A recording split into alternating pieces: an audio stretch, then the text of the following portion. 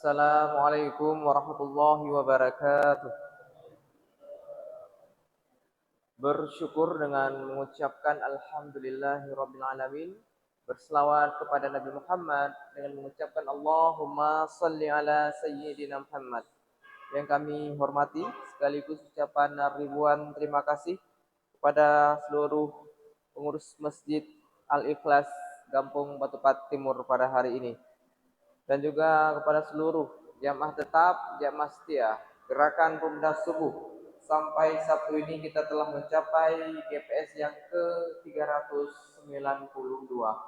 Jamaah yang dimuliakan Allah Subhanahu wa taala, sebelum kami menginformasikan tata pelaksanaan salat subuh pada hari ini, terlebih dahulu kami menginformasikan untuk yang pertama, kegiatan syiar Mahabbah Subuh SMS Ahad esok yang ke-542, spesial memperingati Maulid Nabi Muhammad SAW 13 Oktober 2024. Marilah sama-sama kita mengunjungi Masjid Al-Muflisin Gampung Tumpuk Tengah. Untuk SMS Ahad esok di Masjid Al-Muflisin Gampung Tumpuk Tengah, yang insya Allah akan diimami oleh Ustadz Abdul Halim LCLLM, dan yang akan menjadi ceramah Ahad esok insya Allah Ustadz Masrul Aidi LCMA. Beliau merupakan pimpinan pesantren Darul Maghfirah Cetkeeng Aceh Besar. Kami informasikan juga kembali kepada para jamaah sekalian bahwa pelaksanaan SMS Ahad esok di Gampung Tumpuk Tengah, kita juga akan mengumpulkan sedekah untuk rehab berat rumah duafa yang ke-14. Untuk itu kami mohon kepada para jamaah agar dapat membawa sedekah terbaiknya guna akan diserahkan melalui Khadim SMI atau melalui edaran tabungan amal esok subuh. Kemudian informasi yang kedua, Gerakan Pemuda Subuh Sabtu yang akan datang, marilah sama-sama kita mengunjungi Masjid Nurul Yakin Gampung Ujomblang. Untuk GPS Sabtu depan di Masjid Nurul Yakin Gampung Ujomblang. Jamaah yang dimuliakan Allah Subhanahu wa taala, adapun tata tertib Gerakan Pemuda Subuh pada Sabtu ini, yang bertindak sebagai muazin tadi yaitu Ustadz Muhammad Khalilullah. Beliau merupakan muazin dari Masjid Al-Ikhlas. Dan baru saja kita telah menyelesaikan salat subuh secara berjamaah yang diimami oleh Ustadz Henry Al-Fendi. Beliau merupakan imam marawatib Masjid Al-Ikhlas. Dan sebentar lagi marilah sama-sama kita mendengarkan tausiah yang akan diasuh oleh guru kita bersama, Ustadz Muhammad Razi MHI.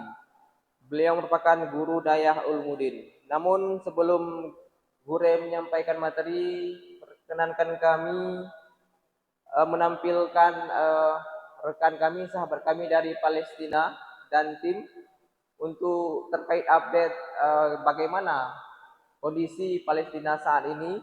Kami mohon waktunya kepada tim dan Syekh.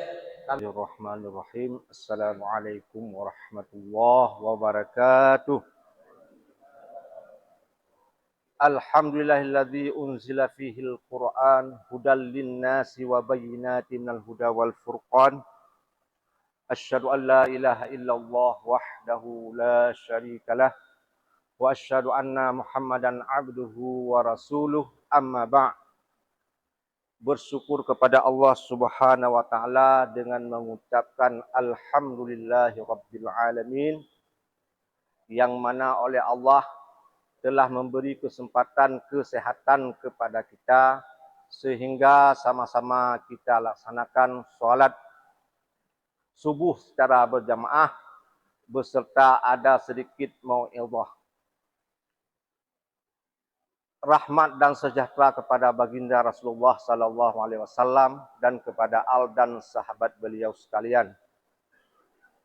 Yang mulia kepada Abu Imam Syekh, panitia masjid, koordinator GPS beserta jajarannya, dan yang teristimewa sekali kepada hadirin sidang salat subuh yang dirahmati oleh Allah Subhanahu wa taala.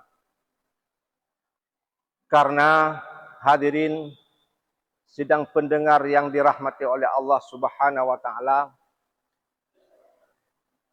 sedikit mau'izah di subuh ini tentang menata hati. Kenapa menata hati? Karena hati itu mungkin ada serpihan. Serpihan yang pertama karena mungkin kecewanya yang besar. Mungkin dari pihak ibu dikecewakan oleh suami ibu. Oleh karena demikian, ungkapan ulama besar, ulama sufi Hasan Al-Basri, ada 4 sebab membuat hati manusia itu mati. Mati secara majazi dan mati secara hakiki. Hujjatul Islam Imam Al-Ghazali, hati manusia itu seumpamanya pot. Hadirin sidang pendengar yang dirahmati oleh Allah Subhanahu wa taala. Dalam pot itu ada iman. Karena hati itu berhati-hati dengan hati. Karena hati dalam Al-Quran, Allah ulang-ulang berjumlah 132 kali. Begitu pentingnya hati. Kenapa hati penting? Yang pertama, dalam hati itu yang segumpal darah yang diistilahkan oleh Hujjatul Islam, yaitu pot. Karena dalam hati itu Allah titipkan yang pertama iman. Dalam hati itu Allah titipkan rasa benci dan rindu. Dalam hati itu Allah titipkan hidayah. Dalam hati itu Allah titipkan ilmu pengetahuan. Makanya yang diucapkan oleh ulama sufi Hasan Al-Basri itu, hati manusia itu akan mati disebabkan 4 sebab. Sebab yang pertama, kamu mengenal Allah, tapi tak mau memenuhi hak-haknya Allah. Semua kita tahu bahawa itu Allah Subhanahu wa taala itu Khaliq, pencipta alam jagat raya ini. Tapi banyak saudara kita yang belum tahu apa itu salat. Sedangkan salat itu, kenapa di salat kita ulang-ulang Fatihah dari bismillah sampai waladhdallin amin 17 kali. Karena dalam satu hari itu yang fardu, tambah lagi yang sunat. Ternyata di balik itu ada hikmah yang paling dahsyat. Ayat yang pertama, Bismillahirrahmanirrahim. Alhamdulillahi Rabbil Alamin. Ar-Rahmanir-Rahim. Maliki Yaumiddin. Itu pujian kepada Allah yang sangat agung. Yang kedua, Iyyaka na'budu wa iyyaka nasta'in. Penyerahan hamba secara total kepada Allah. Kepada Engkau, ya Allah, aku sembah. Dan kepada Engkau, ya Allah, aku minta pertolongan. Dan ihdinas siratal mustaqim. Penyerahan diri seorang hamba secara utuh kepada Allah Subhanahu wa taala. Di Fatihah. Naik ke tangga yang kedua. Sallu tasihu. Salat itu sehat. Ternyata kalau kita sendiri disuruh baca Subhana rabbiyal azimi wa bihamdi sampai 11 kali. Kalau enggak sanggup 11 kali, boleh 7 kali. Boleh 5 kali. Ternyata sesudah kita sehat. Kenapa sehat? Karena ginjal kita, kerja ginjal waktu kita rukuk. Tambah lagi dosa kecil seorang hamba Allah pundakkan di atas kepalanya dan di atas bahunya sebanyak dia membaca subhana rabbiyal azimi wa bihamdi atau subhana rabbiyal a'la wa bihamdi, semakin banyak gugurnya dosa yang dilakukan oleh hamba. Semuanya ada hikmah ternyata. Kenapa kita disuruh makan kurma bukan yang ganjil? Kalau genap tambah gula darah. Disuruh 1 boleh, 3 boleh, 5 boleh, tak boleh 2. Kalau 2 bukan tambah menjadi penyakit. Itu hikmah kita makan buah kurma disuruh yang ganjil. Terus lagi, waktu kita menguap.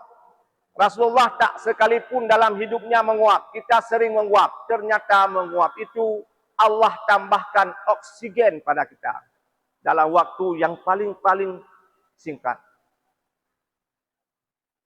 Itu hikmah yang diperintahkan untuk salat. Berarti sallu tasihu, sumu tasihu. Salat itu sehat secara kesehatan dan puasa itu sehat. Oksigen, hadirin sidang salat subuh yang dirahmati oleh Allah Subhanahu wa taala. Oksigen dalam paru-paru kita kalau di bawah 90 itu harus dibantu dengan oksigen luar. Oksigen luar ibu-ibu per jam 80.000. Kalau 1 hari 1 malam kita tidur di rumah sakit harus membayar 1.920.000. Kalau Allah beri oksigen kepada kita mulai kecil sampai 70 tahun. Karena umur galib umat Nabi sab'ina 70. Yang harus kita keluarkan dalam 70 tahun dibulatkan dengan bulan jumlahnya 840 bulan. 840 bulan kita hitung dalam 1 hari 1.920.000. Totalnya 41.260.000.000. Itu untuk oksigen doang yang harus kita bayar kepada Allah. Tapi Allah tak meminta kepada hambanya. Cuman yang Allah pinta kepada kita untuk berubudiah kepadanya semampu kita. Hadirin sidang salat subuh yang dirahmati oleh Allah Subhanahu wa taala. Begitu nikmat yang paling besar yang Allah berikan kepada kita, tapi kita tak sadar. Kapan itu baru datang kesadaran seorang hamba kepada Allah? Di waktu nikmat itu disebut oleh Allah, baru terasa begitu besarnya nikmat Allah yang Allah berikan kepada kita. Yang kedua, kalau kita tahu apa yang harus kita lakukan karena kita makhluk Allah dan kita sempurnakan yang belum sempurna, biar hati itu jangan mati karena mati pada majazi atau mati secara hakikat. Sebab yang kedua, kamu membaca Al-Quran, tapi kamu tak mau mengambil pelajaran dari Al-Quran yang sudah kamu baca. Semuanya sering kita baca Al-Quran, tapi Al-Quran itu tak menjadi petunjuk kepada sebahagian saudara kita. Cuman kalau kita masih marah kepada saudara kita tak salat, itu hatinya belum beres. Tapi baru beres hati kita, sayang teji hanai semayang. Sayang teji katuhan hanai semayang. Tapi kalau ada rasa benci, itu hati itu belum beres. Karena menata hati itu tak semua orang sanggup. Kenapa? Karena hati itu idza saluhat jasadu kulluh wa idza fasadat jasadu kullu wa hiya qalbu. Kalau hati itu beres, rajanya beres, insya Allah semua pasukannya ikut beres. Tapi kalau rajanya tak beres, yang lain pun tak ikut beres. Makanya menata hati. Kenapa? Karena hati itu mungkin banyak dikecewain. Mungkin hati karena kita terlalu over ternyata tak sanggup kita capai. Makanya untuk menata hati seperti yang diungkapkan oleh imam besar yaitu ulama sufi Hasan Al-Basri. Kamu membaca Al-Quran tapi tak mau mengambil pelajaran daripada Al-Quran itu sendiri. Sedangkan Al-Quran itu aku tempat sendirian. Ramaikanlah aku dengan membaca Al-Quran. Di dunia manfaat yang sangat-sangat besar kita baca Al-Quran. Di akhirat waktu kita berbaring di alam barzah yang tak ada satupun menemani kita, tapi Al-Quran itu menjadi kawan kental kita, menjadi sahabat karib kita, menjadi sahabat yang sejati, kawan yang sejati. Makanya sesibuk apapun ibu-ibu, tungku-tungku, abi-abi, Al-Quran disisihkan barang 1 in. Asalkan continue. Jangan kita cuma baca Al-Quran 1 juz. Jeda 1 bulan baru baca juz yang kedua. Tapi continue itu sedikit lebih baik daripada sekaligus kita membaca Al-Quranul Karim. Mungkin waktu yang terbatas, insya Allah akan kita uraikan ada 2 lagi. Kamu makan nikmat Allah.